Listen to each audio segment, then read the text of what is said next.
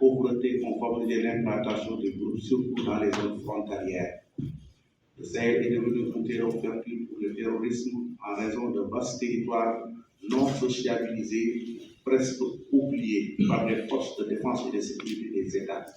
Exemple, le Liptako-Gourmand, frontière entre le Mali, le Burkina Faso et le Mali, et le Niger, l'extrême nord du Cameroun, pour ceux qui maîtrisent la carte du Cameroun, c'est la flèche qui est au nord, la forêt de Sambasi au Nigeria, les monts Mandara au Cameroun, les montagnes des hydrodes des Efforgas au Mali, le parc W Armé Pendjari entre le Bénin, le Niger et le Burkina Faso, le parc Nokoloboba au Sénégal, les sites d'orpaillage autour de la Falémé au sud du Sénégal, le bassin du lac Tchad, le nord du Mali, les zones frontalières en général, et surtout les camps de Tindouf en Algérie et j'en passe. Ces espaces où les trafics d'armes, de drogue et d'êtres humains prospèrent sont devenus des lieux d'expression des groupes terroristes, des cartels de la grande délinquance et du banditisme. Par contre, rares sont les études qui mettent l'accent sur les camps de réfugiés de Tindouf, où sont originaires aujourd'hui une grande partie de l'élite dirigeante de l'État islamique au Grand Sahara. Les accointances entre le Polisario et les responsables de l'État islamique au Grand Sahara permettent à cette organisation de renforcer ses rangs par des recrutements sur des bases purement tribales parmi les populations sahraouines. Tous les camps des réfugiés au Soudan et au Tchad, dans tous les camps de réfugiés au Soudan et au Tchad, ils reviennent aux Nations Unies et à l'Union africaine de s'investir pour soutenir les populations isolées dans ces camps de Tindouf, car il s'agit d'une question de sécurité pour toute la région. Par ailleurs, nous courons le risque de voir le Sahel transformé en un terrain de compétition et de rivalisation politique entre les grandes puissances étrangères.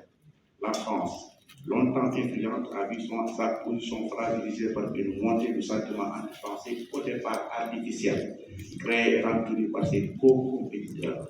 La Russie a renforcé sa présence en parrainant les jeunes au pouvoir pour étendre son influence dans le Sahel. Les États-Unis, alliés de la France dans le Sahel, maintiennent une approche stratégique basée sur le renseignement et les opérations ciblées. La Turquie et la Chine, quant à elles, cherchent à renforcer leur influence par le biais d'investissements et de coopérations militaires. Les États sahéliens doivent explorer toutes les autres solutions en mettant en avant leur propre intérêt. La quête des résultats positifs doit primer sur les considérations idéologiques si nous voulons bâtir une approche multilatérale et pratique. Face à ces défis, seule une coopération renforcée permettra de lutter efficacement contre le terrorisme. Il est impératif de renforcer la CEDEAO en le rendant plus proactive dans la gestion sécuritaire et en envisageant une alliance stratégique avec l'alliance et ses partenaires, dont le Maroc. Inspiré par une récente contribution du ministre Ismaël Madior sur l'AES et la CEDEAO, je me demande si au plan juridique, ces régimes de transition peuvent légalement dénoncer des accords avec la CEDEAO sans passer par le référendum ou par l'Assemblée nationale. Le débat est lancé. Dans la lutte contre l'insécurité et le terrorisme au Sahel, la doctrine marocaine semble servir de référentiel. Oui, à la base d'un rôle stabilisateur dans la région, le Maroc a compris que seule une approche économique peut véritablement réduire l'insécurité. Le tout militaire ne saurait être la solution face au terrorisme. Pensons économie. Toutefois, ayons la certitude que sans la paix durable, aucun progrès économique n'est possible. De ce point de vue, il est crucial de créer un climat de stabilité dans la région ouest africaine si nous voulons être économiquement compétitifs.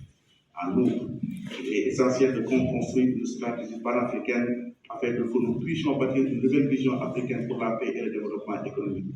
Cette vision inclusive garantira une réponse durable aux défis sécuritaires si nous savons nous détacher de tout parrainage étranger malveillant. Nous devons d'abord compter sur nous-mêmes. Le Sahel ne doit pas être un champ de tir ni un laboratoire d'expérimentation pour les puissances étrangères, encore moins un territoire de prolongement de la crise ukrainienne. Nous n'avons pas besoin d'armes. Semons les grains de l'espoir dans l'esprit de notre jeunesse pour l'éloigner des groupes radicaux et l'amener à participer aux efforts de développement. Le problème du Sahel, c'est l'économie. Il est économique, rien que l'économie. Mesdames et messieurs, l'avenir du Sahel et de l'Afrique de manière générale dépend de notre capacité à nous contourner, nos divergences et nos différences pour unir pour nous unir, en conjuguant nos efforts pour instaurer la paix d'abord, pour ensuite marcher ensemble vers la prospérité. Sommes-nous incapables de vivre dans la paix? Regardons ce tableau. En Afrique de l'Ouest, menacé par les groupes terroristes, on assiste au divorce entre la CEDEAO et l'AES. En Afrique centrale, c'est le M23 et la RDC qui sont en guerre. En Afrique de l'Est, au Soudan, ce sont deux frères généraux, Himeti et Burhan, qui déchirent l'unité nationale. Chaque conflit a son lot de morts, tous des Africains tués par leur propre Africain. Arrêtons alors d'accuser les autres, car nous sommes responsables de nos propres crises. Pour une sorte de crise, unissons-nous, parlons-nous entre nous, dialoguons-nous, car véritablement, c'est en nous. Je vous remercie.